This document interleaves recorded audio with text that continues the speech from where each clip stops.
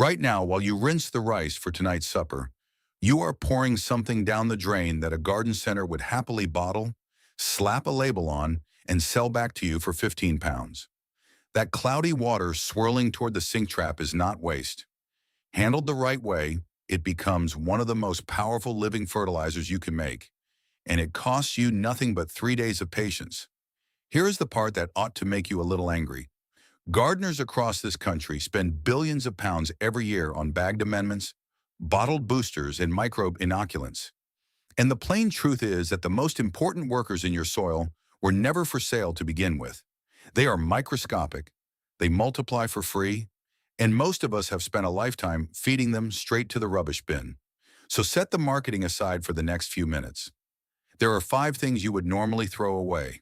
5 living tonics you can make in a jar on your kitchen worktop. And 5 very good reasons the people who sell fertilizer would much rather you kept buying theirs. Start with the one you make almost every day without thinking. That cloudy, milky water left over from rinsing rice is loaded with starches, trace minerals, and a little protein washed off the surface of the grain. It looks like nothing, but it is anything but if you handle it correctly. And here's the trap nearly everyone falls into. They take that fresh, milky water and pour it straight onto the bed, expecting a miracle. What they get instead is a stall. Those raw starches are a feast for the bacteria already living in your soil, and as the bacteria multiply to gobble them up, they grab the available nitrogen out of the ground to fuel themselves for a week or two.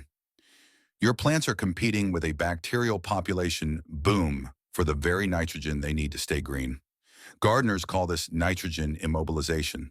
It is exactly why so many people try raw rice water once, watch their seedlings turn pale and sulk and give up, convinced the whole idea is nonsense. The fix is older than any garden center on earth. You ferment it first. Pour the rinsed water into a jar, rest a loose lid on top, not sealed tight, and leave it on the worktop out of direct sun. Wild lactic acid bacteria, the very same family that turns milk into yogurt and cabbage into sauerkraut, drift in from the air and get to work. They break those heavy starches down into simple organic acids and unlock the locked-up minerals into a form your roots can drink straight away. Watch the jar, and you can follow the whole transformation with your own senses. Day 1, it is just cloudy water sitting there. By the 3rd day, it gives off a faint sour tang, a little bready, a little like a sourdough starter, and that smell is your signal that the bacteria have done the job. Researchers at University Putra, Malaysia measured this very process, and they found the 3-day mark is the sweet spot. That is precisely when nitrogen fixing, phosphorus and potassium release, and the production of natural plant growth hormones all peak together. As the water fermented, some of its nutrients climbed by anywhere from roughly 4% to well over 200% compared to the fresh rinse. Picture that for a moment. The same water you would have sent down the drain, sitting quietly on your worktop, turning into something genuinely, measurably different. In their field trials, that fermented rice water did something that ought to give the whole fertilizer aisle pause. Paired with only a half dose of conventional fertilizer, it kept right up with the plots that received a full chemical ration, and it did so while protecting the living bacteria in the soil instead of beating them down the way a heavy dose of synthetic salt tends to.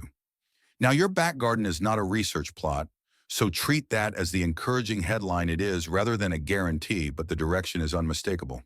This free jar of water pulls real weight. Using it is simple. Once your ferment smells pleasantly sour, dilute it, about 1 part rice water to 4 parts plain water, and pour it at the base of your plants every couple of weeks. Do not use it full strength and go easy around the most tender seedlings until they have some size to them. That is the entire method. And notice this, there is no patent on a jar of rice water. No company on earth can stamp its logo on the rinse from your own sink. That is the whole reason you have heard so much about bottled, beneficial bacteria and almost nothing about the free version sitting by your hob. If rice water feeds the microbes, the next leftover builds them a permanent home that can last for decades, and most people ruin it on the very first step. Deep in the Amazon basin, there are patches of soil so dark, so deep, and so rich that they have stayed fertile for thousands of years. And that is in a part of the world where the rains normally strip ordinary soil bare within a single season. The native peoples who lived there made this earth on purpose. Today, soil scientists call it terra preta, which simply means black earth, and the secret ingredient at the heart of it is charcoal. A German soil chemist named Bruno Glaser spent years studying these soils and helped pin down what makes them work. Charcoal worked into the ground does not break down and wash away the way compost does. It stays put for centuries, holding onto nutrients and giving billions of microbes a place to live long after everything else has leached out. That is the lesson buried in that black earth, and you can borrow it for your own beds this season. But here is where eager gardeners go wrong, and it is worth saying plainly so you do not waste a penny. Do not grab a bag of charcoal briquettes off the barbecue shelf and crush them into your soil. Those are packed with binders, fillers, and lighter fluid residues you do not want anywhere near food you intend to eat. And skip the pricey activated carbon sold for fish tanks and water filters too. It is so aggressive at grabbing molecules that it can actually pull nutrients away from your plants. What you are after is real biochar, wood or plant matter burned hot with very little oxygen, the slow way a charcoal maker has done it for centuries. And here is the step that never makes it onto the bag. Fresh biochar straight from the burn is empty. It is all structure and no cargo, a vast honeycomb of microscopic pores with absolutely nothing in them. Yet put it into your garden raw, and that sponge-like structure does exactly what a dry sponge does when you set it in a puddle. It soaks up the surrounding water and nutrients, nitrogen included, and holds them away from your roots for the whole first season. That is precisely why the people who skip this step come away swearing. Biochar burned their plants. The biochar did not fail them. They simply forgot to load it. You have to charge it first. Soak that biochar in something nutrient-rich. The fermented rice water from a moment ago works beautifully, as does compost tea, diluted urine, or simply burying it inside an active compost pile, and let it sit for 2 to 4 weeks. The pores fill up with nutrients, and the inner surfaces colonize with microbes. Now and only now is it loaded and ready. One important thing to know going in, because this is where a lot of bad advice circulates, biochar is not acidic.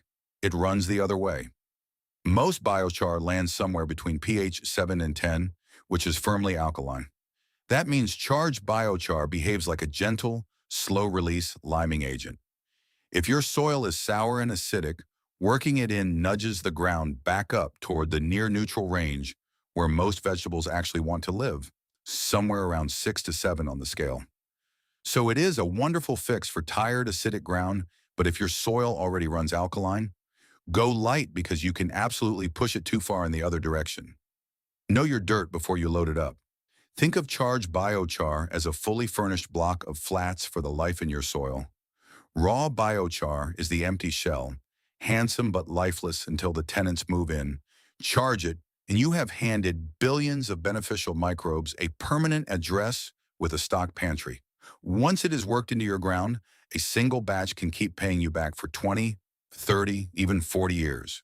A bag of premium inoculated biochar at the garden center will run you 30 or 40 pounds for a few kilos. A bucket of homemade charcoal soaked in compost tea costs you an afternoon and the price of nothing. Speaking of things sold as miracles, the next one is the most famous miracle cure in all of back garden growing. It is also mostly a myth, and I want to walk you straight to the source so you can see why. You have almost certainly seen it shared 100 times over. Spray milk on your garden and watch it explode with growth. The story even comes with a hard number attached, a 26% jump in yield. It sounds wholesome, old-fashioned, and folksy, and too good to keep quiet about. So let us actually follow it back to where it started, because the true story is far more useful to you than the myth. Around the turn of the millennium, a Nebraska dairyman named David Wetzel began spraying his surplus skimmed milk across his pastures. His grass came in greener, his soil felt looser underfoot, and the word spread fast. Wetzel, along with a local agricultural extension officer, reported that just a few gallons of milk per acre had boosted his grass yields by that now famous 26%. It was a striking enough claim that the University of Nebraska, decided to put it to a proper test. A soil scientist there named Charles Shapiro ran a careful, replicated, statistically controlled trial. The real thing, not a hunch. And here is the part the internet always quietly leaves out. There was no statistical evidence that the milk made any reliable difference at all. Not in yield, not in nutrient levels, not in soil compaction. The little bumps that looked so impressive in the field fell completely inside the range of ordinary, plot-to-plot variation. The same kind of random difference you would see between two patches of lawn for no reason whatsoever. A separate look by a forage specialist at the University of Vermont, Sid Bosworth, landed in the very same place. Milk was neither a reliable nor an economical way to feed a field. And here is what the feel-good version never bothers to warn you about. Milk is one of the most oxygen-hungry substances you can introduce into the environment. It carries an enormous biological oxygen demand. As it rots, the bacteria breaking it down pull dissolved oxygen out of everything around them. The figure water specialists pass around is sobering. A single pint of spilt milk can strip the oxygen from 1,600 gallons of water. Pour raw milk onto the ground and let it run off into a stream or a pond, and you can genuinely suffocate the life in it.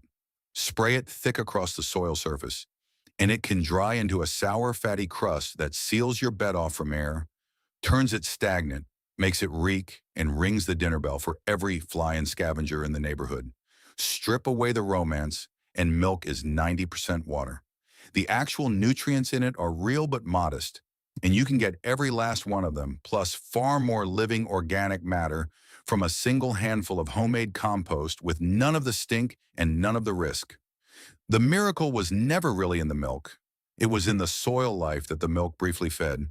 And compost feeds that same soil life better, cheaper, and for far longer.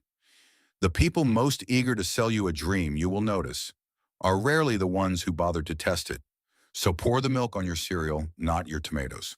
But do not walk away from the dairy aisle entirely empty-handed, because there is one humble, single-celled fungus hiding in your cupboard that genuinely earns a spot in your watering can. That little packet of baker's yeast in your cupboard is not just for bread.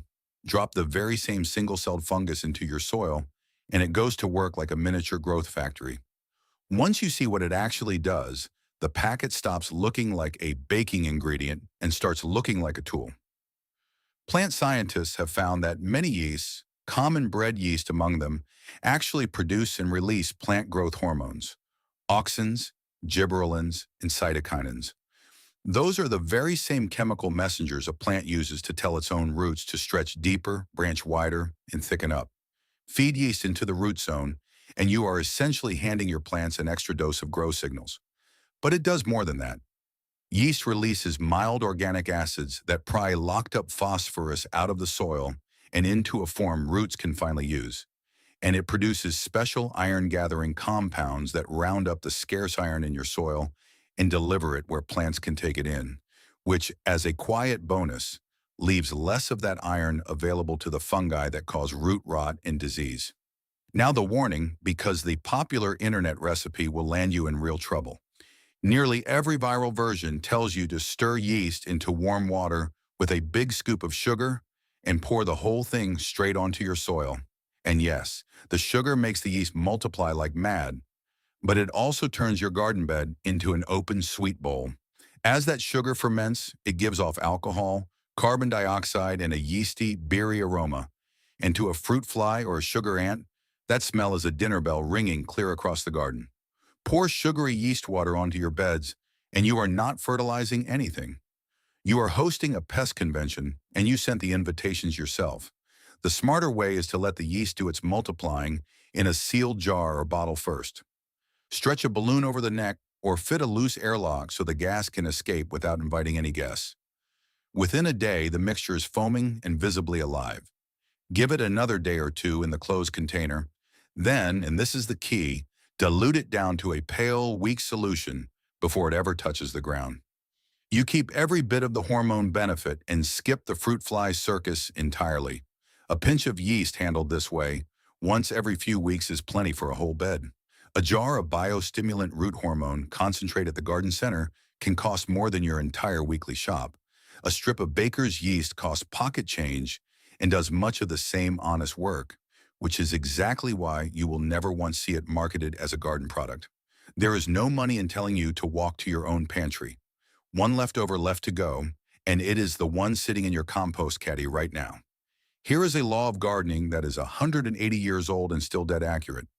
A German scientist named Justus von Liebig worked out that a plant's growth is not set by how much food it has in total.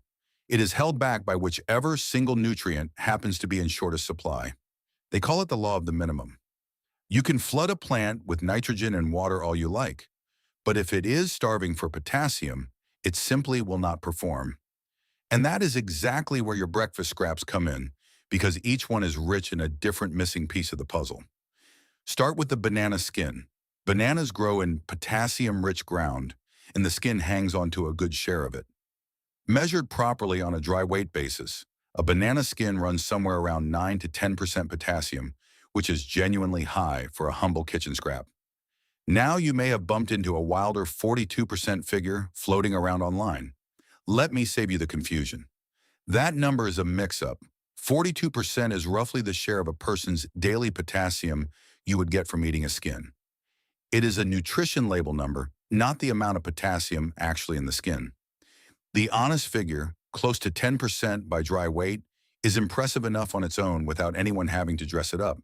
And potassium is the nutrient that moves water through a plant, stiffens its stems, and triggers flowering and fruiting, the very difference between a big, leafy tomato plant and one that is actually heavy with tomatoes. Potato peelings bring a different gift to the table. They are rich in phosphorus, which roots and flowers crave, along with calcium, magnesium, and natural plant compounds that help your crops shrug off stress and disease. But here is the rule that matters. Do not simply bury the raw peelings in your bed. Do that, and you drop right back into the same nitrogen stall trap we met with the raw rice water. On top of that, a buried banana skin can sit there whole and undecomposed for the better part of a year. Make a tea instead. Chop your peelings and skins, drop them into a jar of water, rest a loose lid on top, and let it steep for a week or two. Day 1, it is just peelings and water. By the end of the week, the water has gone dark, soft, and earthy. Strain it out, dilute it about half and half with plain water, and either pour it at the roots or, for a fast potassium pick-me-up, mist it lightly onto the leaves where the plant can take it in almost at once. And one last scrap, because it catches everybody off guard. Plain oats. Out in Olmsted County, Minnesota, the drinking water sits over fractured limestone, and for years farm chemicals had been seeping straight down into people's wells. A soil conservationist there named Martin Larson helped launch a county program built around an unlikely hero, the oat. He describes oat roots as so fine and so densely branched that they work like the fine mesh of a fly screen, where a maize or bean root is more like the wide gaps of a fishing net. Those screen-fine roots catch escaping nitrates so efficiently that, as he tells it, the oats pull the nitrate levels in that groundwater down toward nearly nothing. In your own back garden, you will not be scrubbing the groundwater, of course, but that same lesson scales right down to a single bed. A handful of fibrous, rooted oats grown as a cover crop, or even a simple oat water steeped from a scoop of plain oats and poured around your plants, feeds the soil's microbes a gentle dose of carbohydrate and helps build the loose, crumbly, well-structured soil that good roots are always reaching for. Now step back and notice the pattern running through all 5 of these. A banana skin, a potato peeling, a handful of oats, a packet of yeast, a jar of cloudy rinse water. There is not one single thing in that list that a company can bottle, barcode, and protect. And that, when you really sit with it, is the quiet reason the garden center shelf groans under plastic jugs while your own kitchen worktop, which holds most of what those jugs are promising, gets no mention at all. The margin is in the bottle. There has never been any margin in your rubbish. None of this is truly new. It is the same resourcefulness your grandparents practiced without ever giving it a fancy name, using what the kitchen and the garden already handed them and working with the tiny living things in the soil rather than against them. The science only caught up much later to explain why it all worked in the first place. So before you drive to the shop this spring, take a good look at what is already in your hands. The cloudy water in the sink, the peelings on the chopping board, the little packet in the cupboard. Feed the life in your soil, and it will feed you right back this season and for many seasons after. If these secrets from the kitchen have changed the way you look at your garden's potential, please subscribe and like this video. We are dedicated to uncovering the historical and natural truths that have been hidden behind commercial labels. Let's grow a better future together. Our next deep dive into the Earth's treasures is coming soon.